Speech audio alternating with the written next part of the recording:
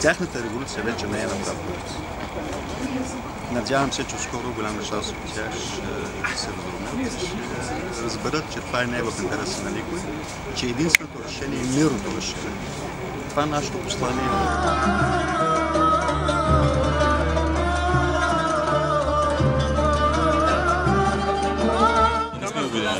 Ние сме тук на два лагера. Едните с законното правителство, а другите с бунтовниците и с терористите. Трябва да наричаме нещата с истинските си имена.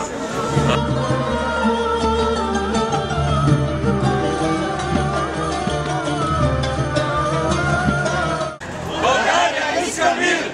Сирия иска мир! Сирия иска мир! Сирия иска мир! Сирия иска мир! България иска мир! България иска мир! Сирия иска мир! Сирия иска мир! Нека тероризма да намира!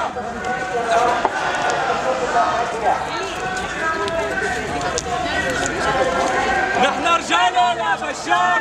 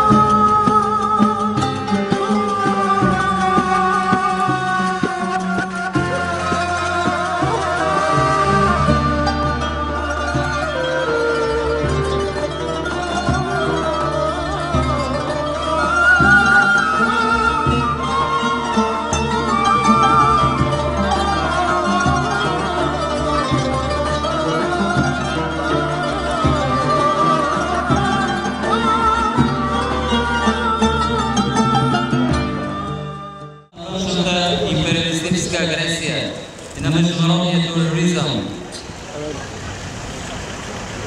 подклаждан от империалистически кръгове, които не са престанали да мечтаят да установят своето господство върху нашия съвременен свят. Но днес народите са по-различни. Можем да кажем, че отчетливо се променя съотношението на силите. Формира се силен антиимпериалистически съюз от държави, към който са причастни всички честни граждани във всички страни по света. Включително форми в своята страна на мирен път. Ние се обявяваме против тероризма, обявяваме се против колонизирането на всяка държава, всяка Сирия. Възмутителен е факта, че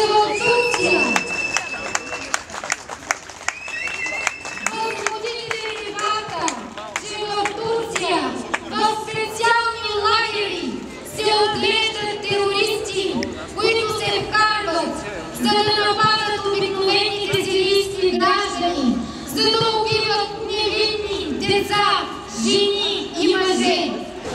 Нашето събрание е звание за мир. Ние искаме в Сирия проблема да бъде решен с мирни средства, а не чрез натовски бомбардировки или натовски танкове или всякаква форма на друга външна намеса във вътрешните работи на нашата любима държава.